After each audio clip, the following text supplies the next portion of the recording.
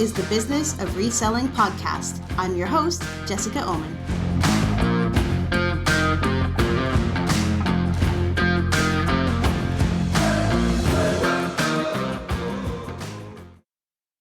Here we go, everyone. It's the Business of Reselling podcast, episode 1. I'm very excited to be here and to hopefully get to know hundreds or even thousands of you over the coming months and years as this podcast evolves and grows. But today, I just hope to set the tone for what the podcast is really about. If you're curious about the format and length and sort of some of those housekeeping details, go back and look at episode 0. So that'll be like a legacy episode that'll just kind of give you an overview of the structure of the podcast. But today, I'm going to be telling the story of how we got started, helping you get to know me a little bit, just telling you why I'm doing this podcast, what Storage Warrior is all about, what I'm all about. I'll be sharing some goals that we're working on in our business, which has sort of driven my motivation to start this podcast and start sharing some of the things that I've learned about reselling vintage and collectibles with you, as well as some goals that I have for the podcast itself. And then I'll get right into some of my theories about how we could possibly get to $1 million in annual sales, what I think some of the challenges are of getting there. And I'm going to talk a little bit too about the fears of a upcoming recession and how that might affect this podcast and all of our reselling businesses. So I'll be sharing a bunch of different theories, and we'll test some of those theories in upcoming episodes. So first, I just want to tell you the story of our business, how we got started and why we do this. So it was way back in 2012. And at the time, that show, Storage Wars, which I'm sure you've all seen, was really popular on TV, and we were super into it.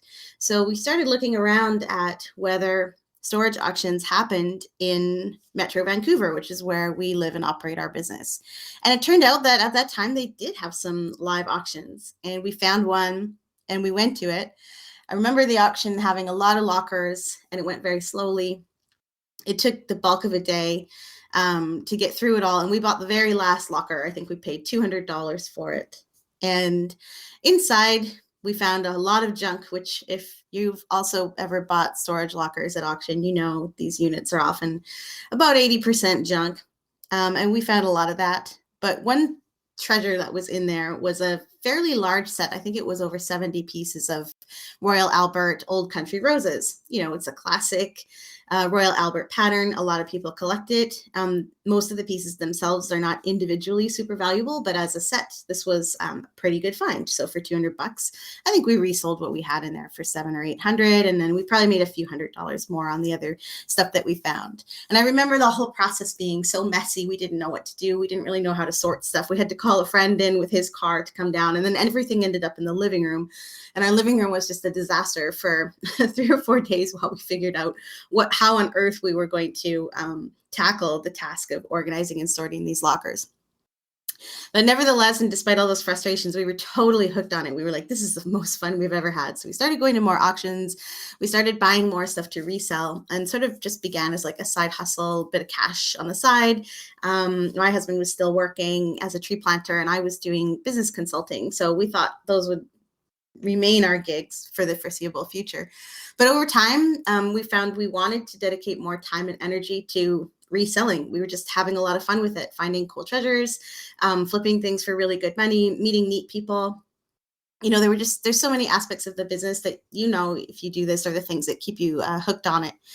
And so we found that we were enjoying that a lot more than our respective occupations. And over time, you know, we decided on the name Storage Warrior because we were sort of known as like the Jared and Brandy of Storage Wars in Vancouver. That was kind of our nicknames. And so we went with Storage Warrior and started building the brand and building the business by doing a lot of selling on eBay. It actually took us a couple of years to get into eBay and start to feel comfortable with the platform. I remember that having, 10 or 15 listings and being like, this is so overwhelming. How could we possibly ever have a full-time eBay business? And cut to today, and we're at over 6,000 listings. So it was quite a process of scaling up, and it took a long time. But we kept doing it and persevering, and we eventually started to gain a little bit of recognition. So for those of you who know me already, you'll know some of this stuff, but I'm assuming there's going to be a lot of listeners who don't. So by 2019, we had applied for and won the eBay Canada Micro Multinational Entrepreneur of the Year Award, which was an incredible recognition. We were so pleased to win that award. eBay flew us to Ottawa. There was a party. This was right before the pandemic started, actually. It was kind of funny. We were even on the plane going, we probably shouldn't be on this plane. But anyway, we went to Ottawa, we did the whole spiel, we got the award. And then the following year, we were also inducted into the eBay 25th Anniversary Hall of Fame. So we're very proud of those achievements and accomplishments. We, of course, long ago abandoned our other occupations and jobs to work together on this business full time. Our amount of staff ebbs and flows. We have a couple of remote staff, and we sometimes have full-time staff here at our Vancouver warehouse as well. And this is what we do. And so now that we've established something that we feel is sustainable, we've scaled up to a level that's consistent and we're comfortable with our income. And people are always asking me, how do you do this? How do you make money from junk? How do you guys keep this as a full-time income? How does it pay all of your bills? And how do you pay for everything in this ridiculously expensive city, which some of you may know Vancouver is one of the most expensive places to live in the world. And we often joke that we would have way more money if we just lived somewhere else. But hey, we're doing fine where we are, paying the sunshine tax, even though it's never sunny. And people kind of wanted to know. Resellers have asked us how we do it. We love sharing stories and hearing other stories from resellers. So, and I'm an educator. My background is in education. I've taught high school, I've taught university classes up to the graduate student level. And it's really ingrained in me to teach and show other people what I'm really good at and what I consider myself an expert at. That's really fun for me. So bring all those things together, and it just created this inspiration for this podcast and what I want to bring to you. So over time, the podcast is going to evolve. I'm sure that the level of production is going to improve. We may add sponsors. We may add all kinds of different aspects and features to this podcast. But for right now, it's me and a microphone, and I'm looking for your feedback and input on how to make it better. So that's a little bit of our history of how we got started doing what we do and where we're at now and trying to go with the business. But I do want to talk a little bit about our business goals and sort of what we see as the future of the business. I really want to take you on kind of a journey with us as we try to continue to scale up and grow Storage Warrior into something quite a bit larger. And we're going to make mistakes along the way. I plan to share those with you. I want to experiment with things, give you ideas to test in your own businesses and sort of help you along your reselling journey while we continue on ours. So we'll talk a little bit about business goals for Storage Warrior and then some podcast goals. And then I'm going to get into some other content for the last few minutes of our first episode.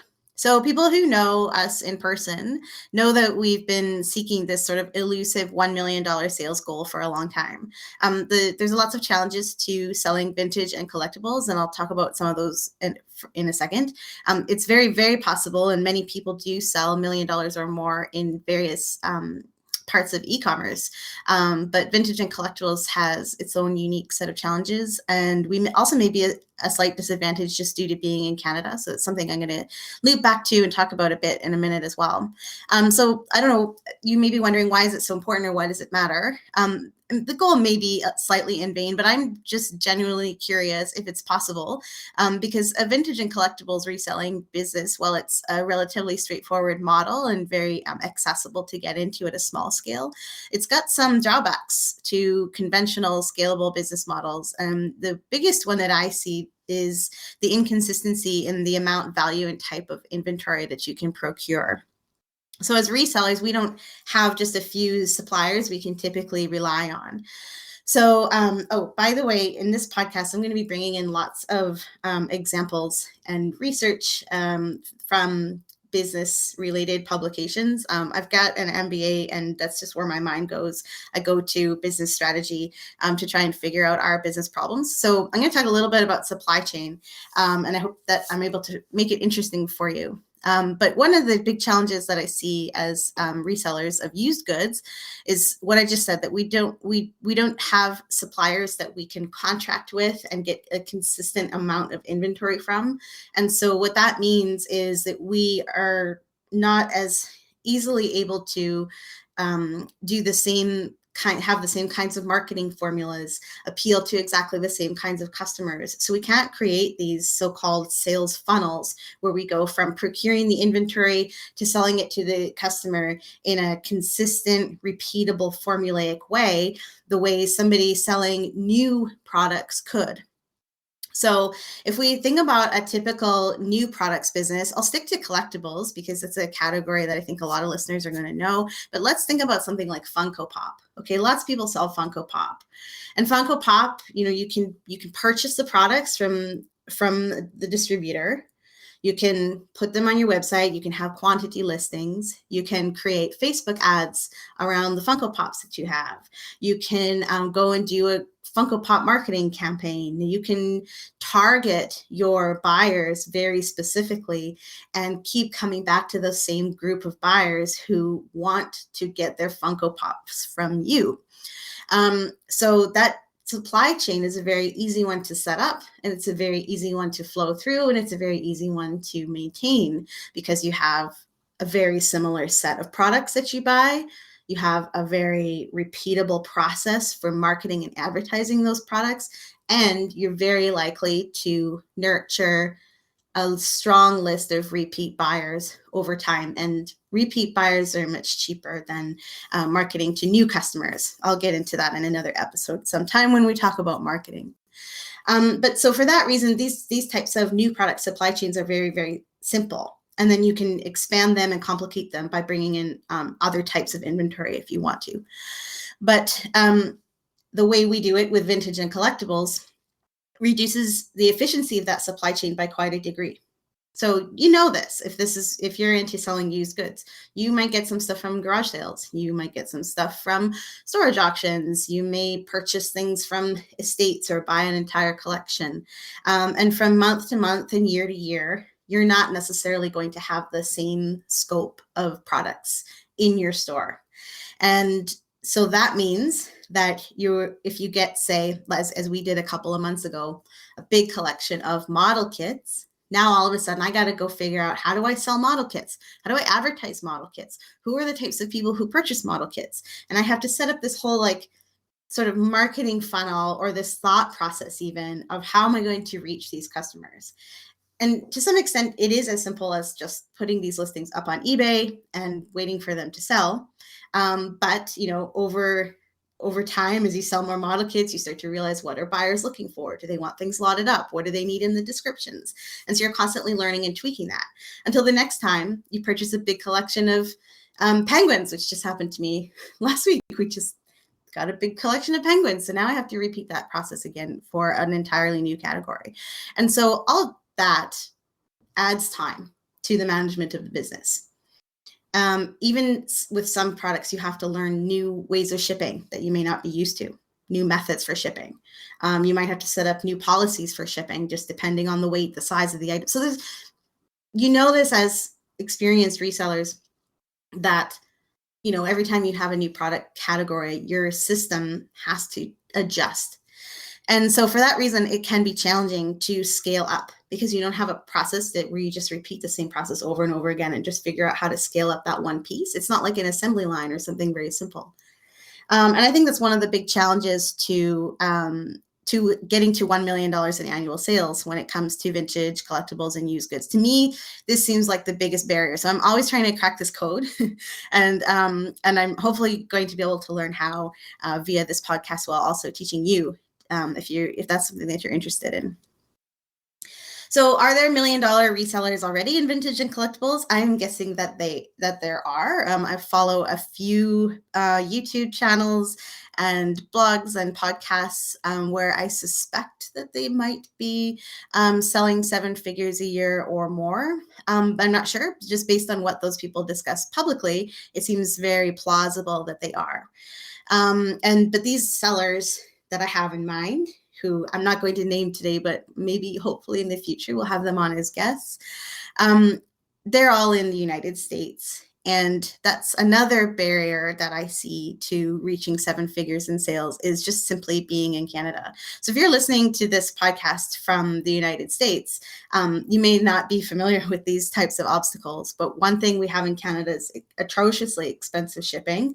Right now, with all the fuel surcharges, I can't ship a baseball cap from Vancouver to Toronto for less than about $18 or $19, and that's with my significant discounts that we get through Canada Post. So parcel prices are outrageous.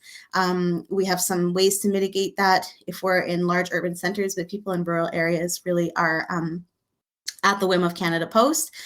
I think also there is a little bit of buyer distrust. If they don't like purchasing, I think a lot of American buyers don't like purchasing things from other countries because they don't know what their own country's duty, taxes, and customs rules are when it comes to package values.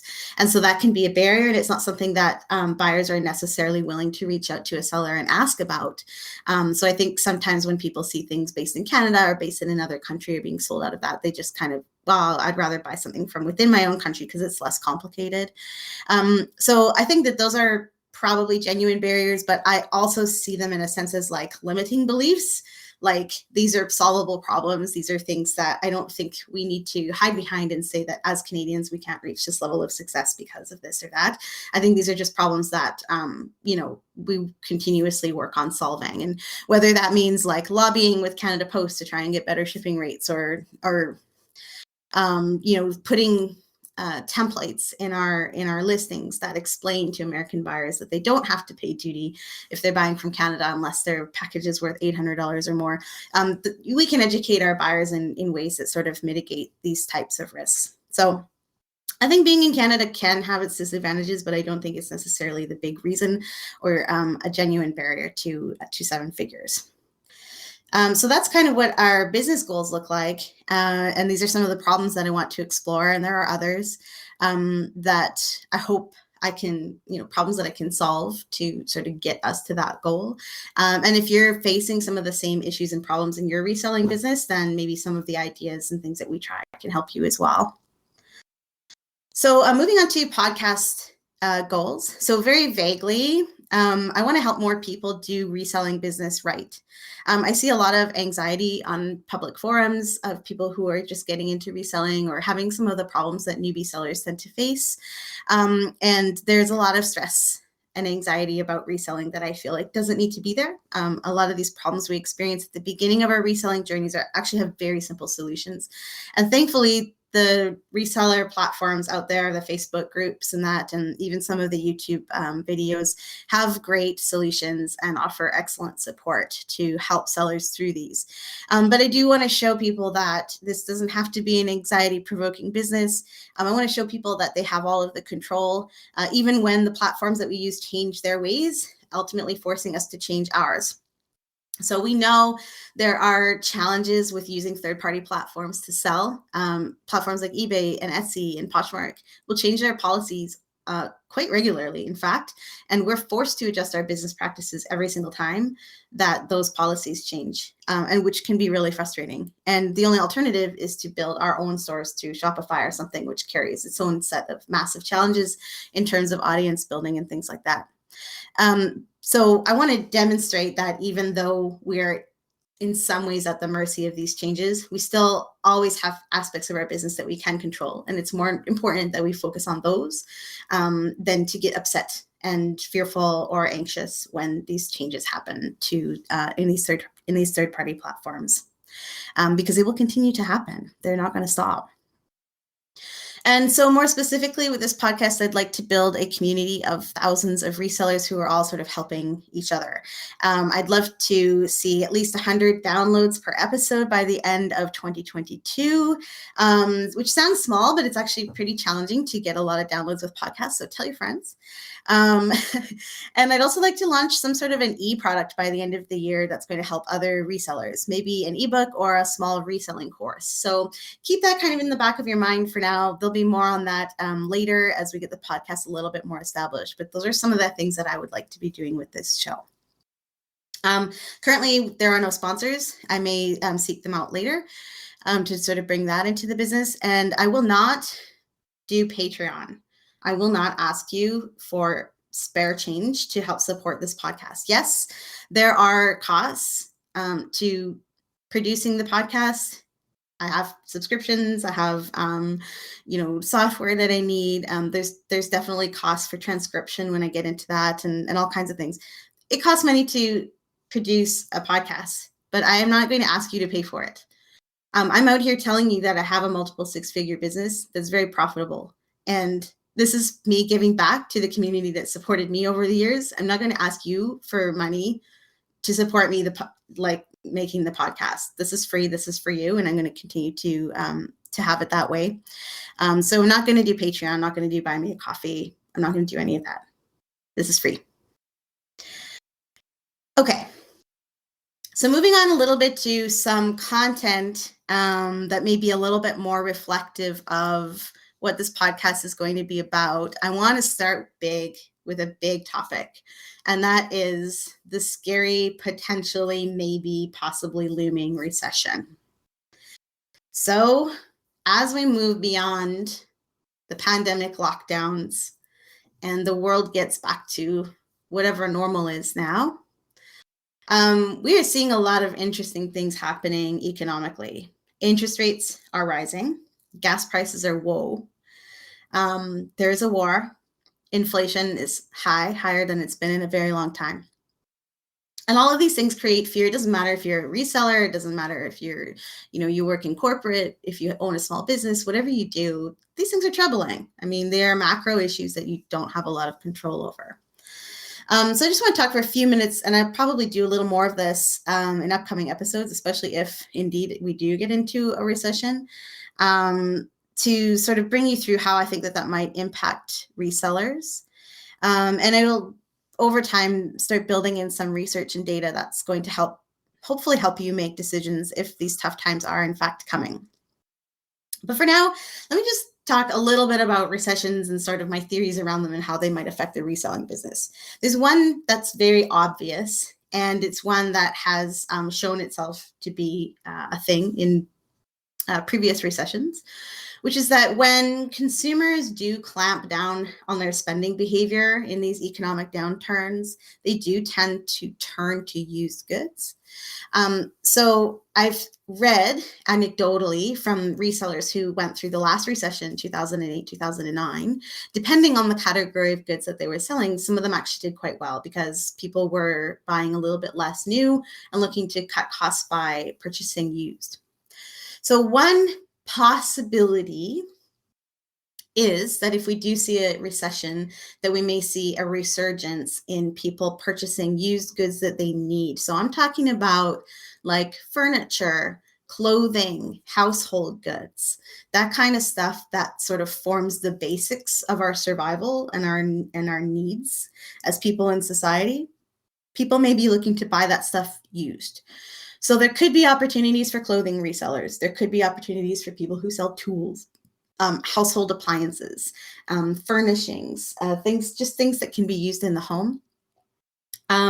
Maybe in those small sort of trinkets and small cheap tchotchkes and little collectibles, we may see a downturn in some of that because those are sort of considered luxuries and little excess bits of spending that people might not buy. So I think some of us are seeing that already with certain categories of items, certain categories of collectibles are going down. May, I've heard anecdotally from a lot of sellers, was a really tough month. Sales were down for a lot of people. They were down for us fairly significantly, I would say. And I can think of a variety of reasons for that. Focusing on the ones that I can control, I think one of the reasons our sales specifically were down for May is because we hadn't hit our comic book collection up in a really long time. We hadn't posted that many new comic books, and comic books are one of our largest categories of items, and we had barely put any up for sale all year, even though we have quite a large collection here at home that we're always trying to work through. So because of that, and that being one of our biggest categories, our comic book sales fell really hard. And that was really just because that was an aspect of our business that we weren't working. I'm not saying that this is the reason that other people's sales were down, but I think it's one of the things that was under our control that we could have done better with in May than we did. And I think we may not have seen as big of a drop in sales in May if we had focused a little bit more on comic books. So I've got this article from Harvard Business Review, and I'm going to share it in the show notes. I may come back to this article in future episodes because it's actually quite long, and I'm not going to go through everything today. It's an article that was actually written during the last recession called How to Market in a Downturn by John Quelch and Catherine E. Jose. I'm not sure how to pronounce that, so apologies to Catherine. But anyway, they write, during recessions, consumers set stricter priorities and reduce their spending. As sales start to drop, businesses typically cut costs, reduce prices, and postpone new investments. Marketing expenditures in areas from communications to research are often slashed across the board, but such indiscriminate cost cutting is a mistake. So as consumers withdraw their spending, businesses also tend to withdraw their spending. Oh, if people aren't buying as much, the theory is, I shouldn't be spending as much on marketing. But that's not necessarily a good idea. So one of the things that they suggest and that I would pass on to you if we do come into a recession is that it is time to start to nurture your current base of customers. Even if you are a seller who doesn't maintain an email list or doesn't necessarily always know who your repeat buyers are, if you're selling on a platform like eBay, they have introduced tools to nurture repeat buyers. They're pretty straightforward and simple tools, but they are there. You can send coupons out to buyers. You can create segments of buyers and then market specifically to people who've purchased from you before. This is the time to strengthen that customer base. It's a time where if you do spend money and time on traditional marketing or on just trying to tell people about your business, this is the time to talk to the people who already know you and get them coming back. It's not going to be so much the time for spending a whole bunch of time and resources trying to bring new customers, because new customers are very expensive and people are spending less, which means it's going to cost you even more to get a new customer than it used to in the past. You have to remember one thing. There are always people with money. There's that phrase, the rich always get richer, and it's true to a certain extent. People who are in very comfortable financial positions now, only some of them are going to fall off if there is a recession.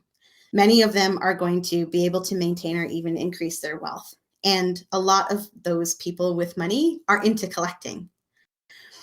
So this is a time to nurture your current base, to drive repeat customers. You may have a smaller overall group of customers, but you may be able to build some loyalty and get those existing customers coming back. So I'm going to talk a little bit more about recession psychology in upcoming episodes. We're definitely going to come back to this. The other thing that you need to look at is what is still selling well. So even if you sell in a huge range of categories, you probably have 3 or 4 categories that you know really well as a seller and that you may sell more of than other categories. Why is that? What's still selling well? If there's something in your store that's still selling well compared to other categories, now's the time to be sourcing more of that thing. Simplify your business model. Niche down. Don't focus on so many categories. And you'll be able to weather a potential recession, I think, and again, this is just my theory, better than many other resellers.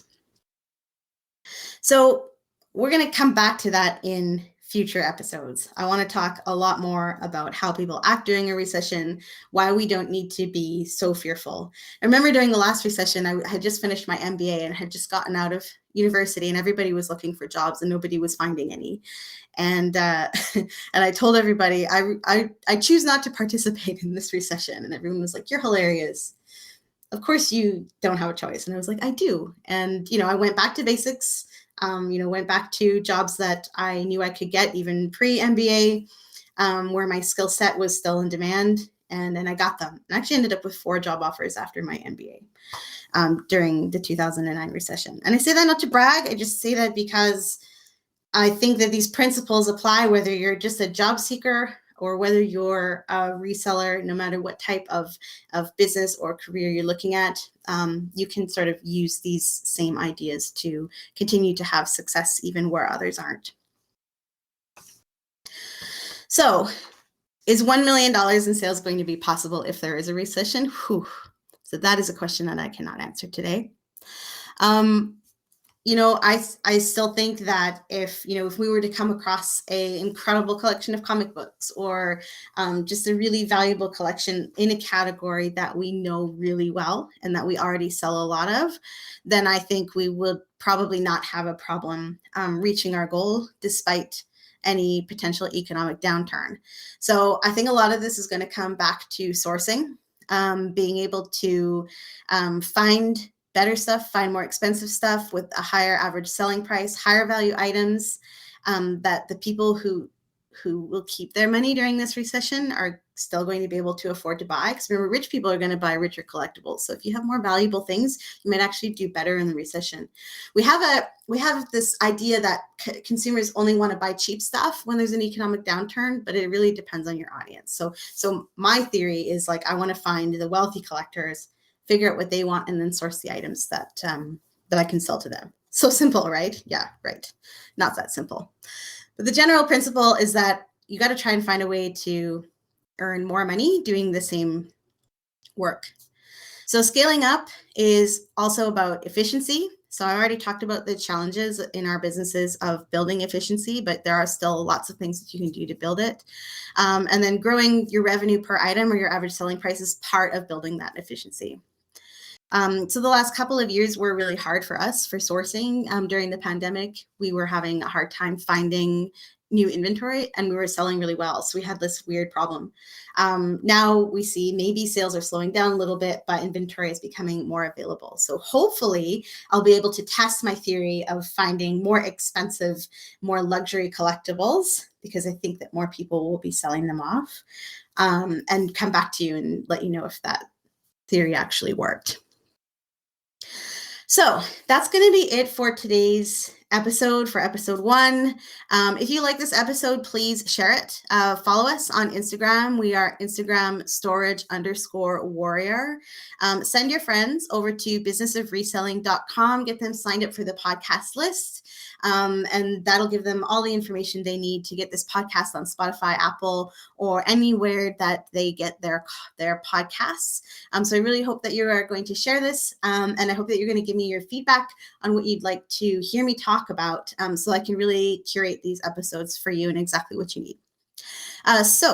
I promised a call to action in every episode. So today's call to action is to tell me what your reselling goal is. So I want to get like a flavor of who you are and what you're trying to do and why you're listening to this podcast.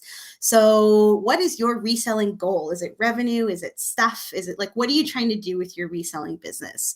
That's what I want to know, and as specifically as possible. So hit me up on Instagram, storage_warrior, or by email, hello@storagewarrior.ca, and let me know so we can kind of start building some community and creating some accountability together. And before I go, by the way, we're always buying and looking for sourcing leads in Vancouver and the surrounding areas. So if you hear of anything that we might be into as you start to learn about some of the categories that we like to sell, please don't hesitate to reach out if you hear of anybody in our area selling their stuff. That's it for now. We'll see you in the next episode.